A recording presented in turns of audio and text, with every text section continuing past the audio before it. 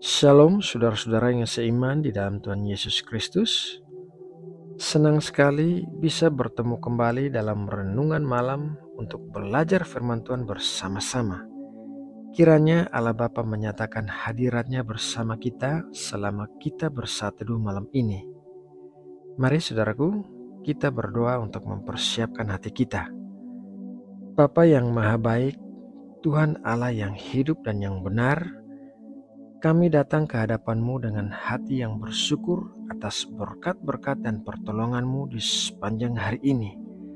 Engkau telah menyertai kami dan mengarahkan langkah kaki kami. Terima kasih Bapa. Saat ini kami mau terlebih dulu berdoa bagi saudara-saudara kami yang bersatu bersama kami. Kiranya Engkau menjawab setiap kebutuhan saudara-saudara kami, kesembuhan bagi yang sakit, penghiburan bagi yang berduka cita, kekuatan bagi yang lemah dan putus asa, dan berkat-berkat bagi yang berkekurangan. Terima kasih ya Bapa atas kasih dan anugerah-Mu yang besar bagi kami. Bapa, sekarang kami mau menyiapkan telinga dan hati kami untuk menerima firman-Mu. Berkatilah kami ya Bapa dengan hati yang lembut dan mudah diajar dan dipenuhi pengertian akan apa yang kami dengarkan. Bimbinglah kami dengan Roh-Mu yang kudus, agar kami bisa mengerti kehendak-Mu bagi kami. Terima kasih Bapa, dalam nama Tuhan Yesus Kristus, kami berdoa dan mengucap syukur. Amin. Saudara yang terkasih di dalam Tuhan Yesus, di akhir tahun biasanya orang-orang bersemangat menuliskan resolusi tahun baru, atau dengan kata lain, hal-hal yang akan ditargetkan pada tahun yang akan datang. Namun demikian, seiring dengan berjalannya waktu, banyak orang berhenti melakukan apa yang menjadi targetnya sebelum hal itu tercapai. Ini adalah permasalahan yang umum dihadapi manusia, yaitu sulit menyelesaikan apa yang sudah dimulai. Penyebab utamanya adalah terlalu banyak hal-hal yang mengalihkan perhatian dari fokus utama yang ditargetkan. Dalam Lukas 10, kita bisa membaca salah satu kisah orang yang perhatiannya teralihkan dari hal yang utama. Mari kita membaca ayatnya dalam Lukas 10 ayat 40 sampai 42. Sedang Marta sibuk sekali melayani. Ia mendekati Yesus dan berkata, "Tuhan, tidakkah Engkau peduli bahwa saudaraku membiarkan aku melayani seorang diri? Suruhlah dia membantu aku." Tetapi Tuhan menjawabnya, "Marta, Marta, engkau khawatir dan menyusahkan diri dengan banyak perkara, tetapi hanya satu saja yang perlu. Maria telah memilih bagian yang terbaik yang tidak akan diambil daripadanya." Perhatian Marta teralihkan dengan melakukan pelayanan, padahal yang paling penting adalah mengambil kesempatan untuk bisa mendengarkan Tuhan Yesus saat Tuhan Yesus datang berkunjung ke rumahnya.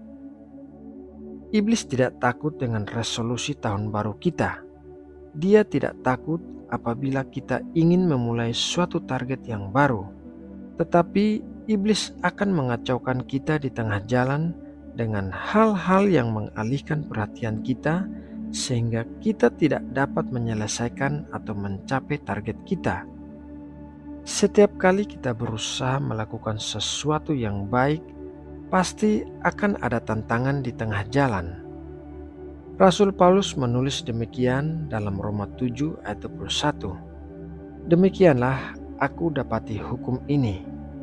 Jika aku menghendaki berbuat apa yang baik, yang jahat itu ada padaku." Saat kita ingin melakukan sesuatu yang baik, kita tidak bisa berharap segala sesuatunya akan berjalan dengan baik dan lancar, karena pasti akan ada gangguan di tengah jalan. Agar kita bisa terus berjalan dan mencapai target kita, maka kita harus memperhatikan hal-hal yang berikut ini. Hal yang pertama adalah fokus. Perhatian kita harus terfokus pada target kita, yaitu pada hal-hal yang kita tuju. Pada saat terjadi gangguan-gangguan di tengah perjalanan, kita harus kembali memfokuskan diri kita pada target tersebut. Dengan demikian, kita tidak akan mudah teralihkan dengan hal-hal lainnya. Hal yang kedua adalah tekun. Sekali dua kali, kita bisa teralihkan di tengah perjalanan menuju target kita. Apabila hal itu terjadi, maka yang harus kita lakukan bukanlah menyerah dan berputus asa, melainkan memulai kembali. Kita harus memiliki ketekunan untuk terus-menerus berjalan maju demi mencapai target yang kita inginkan. Hal yang ketiga adalah kebiasaan. Sesuatu yang terus-menerus kita lakukan akan menjadi kebiasaan, dan suatu kebiasaan adalah sesuatu yang sulit untuk dipatahkan. Agar bisa mencapai target tujuan kita harus mengembangkan kebiasaan yang akan mendukung kita untuk mencapai hal tersebut. Saudara yang terkasih di dalam Tuhan Yesus Kristus, belajar dari renungan firman Tuhan malam ini, marilah kita memperhatikan hal-hal apa yang menjadi target kita dan berusaha untuk menyelesaikan atau mencapainya. Jangan sampai kita teralihkan di tengah jalan sehingga berhenti mengejar target kita. Nah, saudaraku, demikianlah renungan firman Tuhan malam ini. Semoga renungan ini dapat memberkati dan menguatkan kita semua yang mendengarkan dengan sungguh-sungguh. Mari kita berdoa untuk menutup renungan ini. Bapa kami yang bertahta di tahta Maha Kudus di sorga, kami mengucap syukur atas berkat firman-Mu yang baru saja kami terima. Kiranya semua benih firman-Mu dapat tersimpan dengan baik di dalam hati kami, berakar dan bertumbuh, serta menghasilkan buah-buah yang melimpah. Urapilah kami dengan kekuatan yang baru untuk menjadi pelaku-pelaku firman. Terima kasih ya Bapa. Sebentar lagi kami akan beristirahat. Kami berdoa memohon perlindungan-Mu bagi kami, keluarga kami, dan semua orang yang kami kasihi.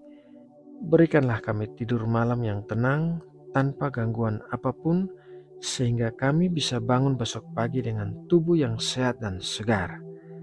Ya Bapa, malam ini kami juga membawa bangsa Indonesia dalam doa kami. Kami berdoa bagi persatuan dan kesatuan bangsa kami. Kiranya tangan-Mu senantiasa menyertai dan memberkati Indonesia.